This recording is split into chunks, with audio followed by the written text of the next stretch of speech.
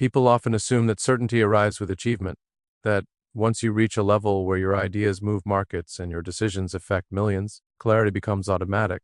But what no one really talks about is how success can actually strip away the distractions that once protected you from yourself. Because when the noise fades, when the meetings end, the launches are over, the applause dies down, you're left alone with questions that don't care how impressive your resume looks. And I've spent a long time outrunning those questions by convincing myself that motion was the same thing as meaning, that as long as I was building, solving, advancing, I didn't need to stop and ask who I was becoming in the process. Because stopping felt dangerous, stopping felt like vulnerability, and vulnerability didn't seem compatible with the image of someone who was supposed to have answers. But the truth is, I never had answers. I had drive, I had obsession, I had an almost compulsive need to make things work, to push through resistance, to prove that impossibility was negotiable, and that worked incredibly well on the outside. Yet internally, there was always this quiet tension, this sense that something essential was unresolved, not broken, just unfinished, like a sentence cut off mid-thought. And I think a lot of people mistake that feeling for failure. They label it as weakness or inadequacy, when in reality it's often a sign that you're outgrowing the version of yourself that got you this far. And outgrowing yourself is uncomfortable because it destabilizes the identity you've relied on, the story you've told yourself about who you are and why you matter. And for most of my life, my story was simple: build useful things, solve meaningful problems, push humanity forward. And that story gave me structure, it gave me direction, but it didn't give me completeness, because purpose alone doesn't answer emotional questions. It doesn't automatically resolve loneliness, self-doubt, or the quiet fear that you're valued more for what you produce than for who you are. And that fear grows stronger the more you achieve, because the stakes get higher, the expectations heavier, and the margin for uncertainty smaller. And somewhere along the way, people stop allowing you to be confused. They assume confusion is something you outgrow, not something that evolves with you. But confusion doesn't disappear, it just changes shape.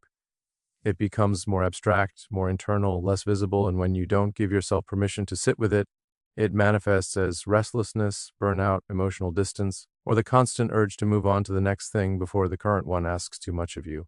And I've felt that urge more times than I can count, that impulse to accelerate instead of reflect, because reflection forces you to confront parts of yourself that productivity keeps hidden.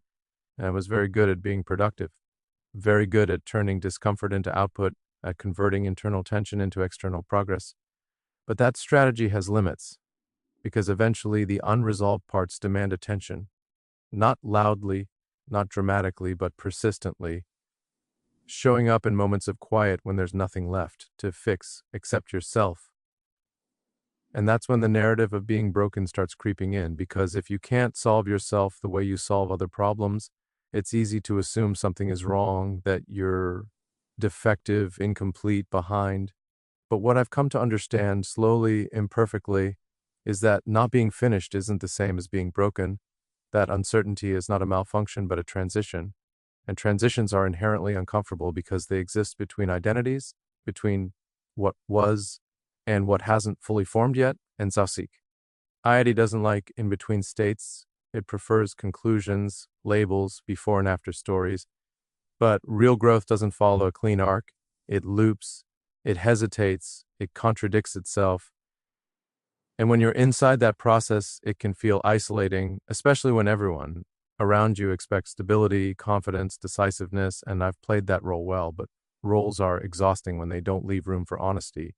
And I'm tired of pretending that introspection is something to fix instead of something to respect, because some questions don't have immediate answers. Some feelings aren't problems to be solved. They're signals asking you to slow down, to listen, to acknowledge that becoming is not a linear upgrade, but a reconfiguration. And that reconfiguration can feel like losing your footing, like standing on ground that hasn't fully solidified yet. And that's terrifying if you think your worth depends on certainty, but it doesn't. Your worth isn't suspended until you figure everything out. It exists now, even in the confusion, even in the doubt, even in the moments where you dawn. Recognize yourself as clearly as you used to.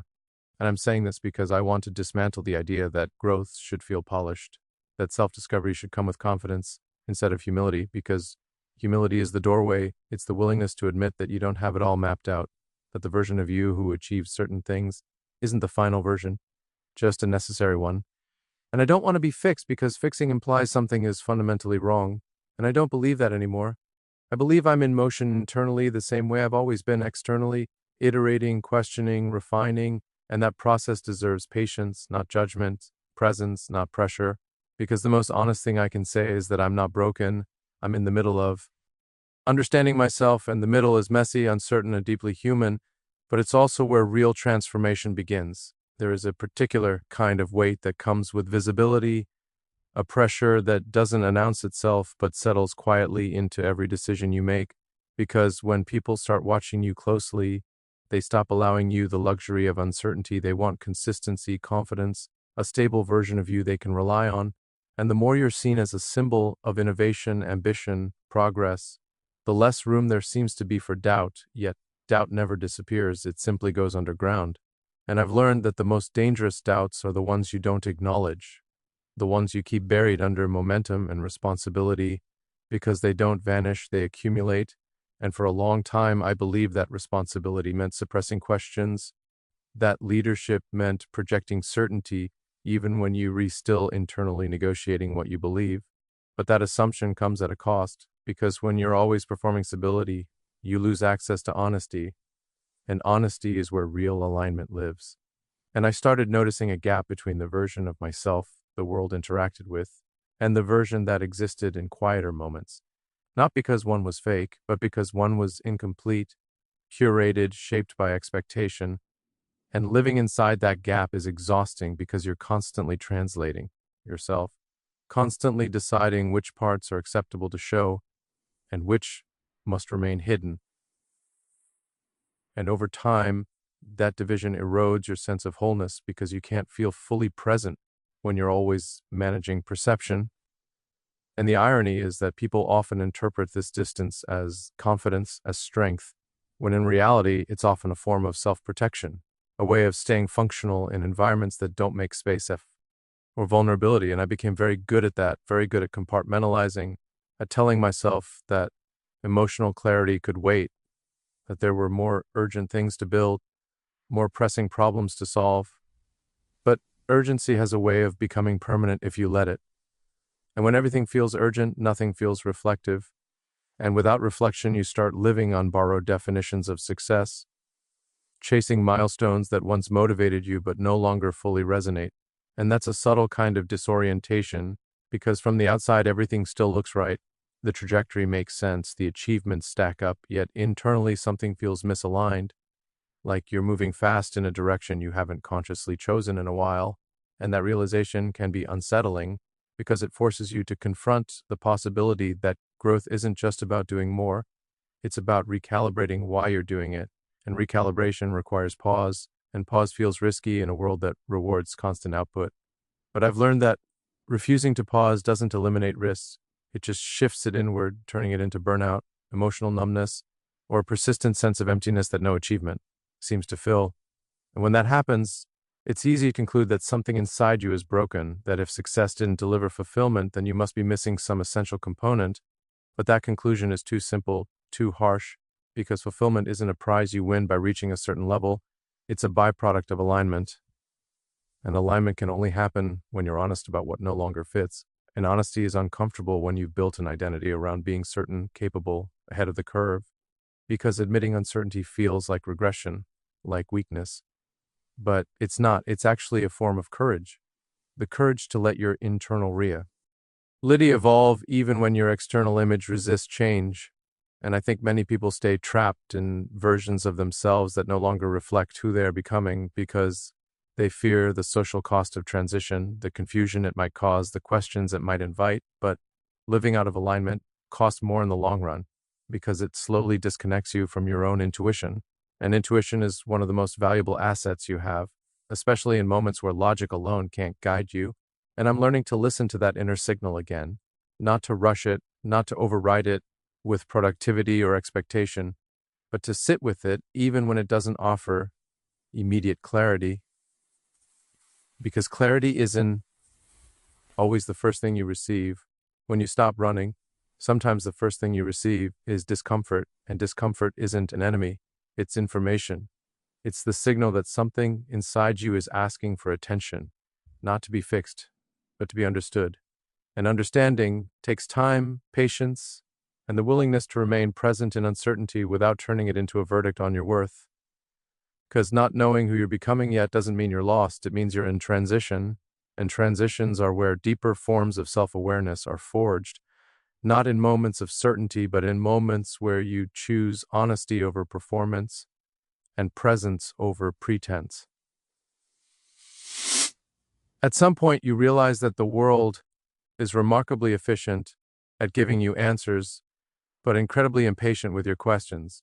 Because questions slow things down, they complicate narratives, they interrupt momentum, and I've lived most of my life in momentum, believing that forward motion was the same thing as progress, that if I kept moving, kept building, kept advancing, clarity would eventually catch up. But clarity doesn't chase you. It waits for you to stop, and stopping is uncomfortable when your identity has been shaped by speed, intensity, and output, because when you slow down, you start noticing things you've been able to ignore, subtle misalignments between what you say matters and what you actually give your time to, between the values you articulate and the habits you've built to survive pressure. And those misalignments don't make you a bad person. They make you human, but they do ask something of you. They ask you to choose whether you'll continue operating on autopilot or whether you'll consciously reauthor the direction you're heading in. And that choice isn't dramatic.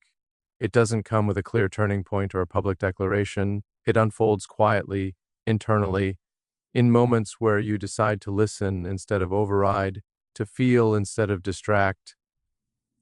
And I've discovered that many of the traits that once protected me, detachment, intensity, emotional efficiency, can become obstacles when they no longer examined, because survival strategies aren't meant to be permanent identities. They're scaffolding, useful for a time. But if you never remove them, they limit how fully you can inhabit your own life, and letting go of them doesn't feel like liberation at first. It feels like exposure, because you're stepping out of a structure that made you effective into an openness that doesn't guarantee immediate results. And that's frightening when you're accustomed to control, to measurable progress, to external validation. Yet control has its own cost, because the more tightly you grip an identity, the less room there is for growth, and growth requires surrender, not surrender to passivity, but surrender to the idea that you don't have to fully understand yourself in order to trust yourself. And trust is built not by always being right, but by staying present through uncertainty, by not abandoning yourself when things feel unclear. And I think a lot of people confuse self-abandonment with discipline. They override their own signals in the name of productivity, resilience, or ambition. And while that can produce results, it slowly erodes the relationship you have with yourself. And when that relationship weakens, no amount of external success can compensate for it, because fulfillment doesn't come from being impressive. It comes from being integrated, from allowing the different parts of yourself, driven, doubtful, curious, tired, hopeful, to coexist without forcing them into a single polished narrative. And integration is messy. It involves contradictions. It involves admitting that you can be grateful for your achievements and still feel unfulfilled by them, that you can be strong and still need rest, that you can lead and still feel unsure. And those truths don't cancel each other out. They deepen each other, but only if you allow them to exist without judgment. And that's been one of the hardest lessons for me. Learning that self-understanding isn't something you achieve through analysis alone. It's something you cultivate through patience, through repeated moments of choosing honesty over avoidance. And I've come to see that the discomfort I once tried to outrun wasn't a flaw in the system. It was the system working. It was the signal that an internal update was in progress. And like any update, it temporarily disrupts functionality before it improves performance. But if you interrupt it too soon, if you force yourself back into familiar patterns, because uncertainty feels intolerable, you delay the very clarity you're seeking. And that's why I no longer see confusion as something to eliminate. I see it as an invitation to slow down enough to hear what the quieter parts of me have been trying to say. And those parts aren't asking to be fixed. They're asking to be acknowledged, Beck. Oz acknowledgement is where transformation begins, not with answers, not with resolutions, but with the willingness to stay present long enough for understanding to emerge on its own terms. So when I say I'm not broken, I'm making a deliberate distinction between damage and development, between something that needs repair and something that is still unfolding, because growth doesn't announce itself with clarity. It often arrives disguised as uncertainty, restlessness, or the quiet sense that the old ways of being no longer fit. And for a long time, I resisted that feeling.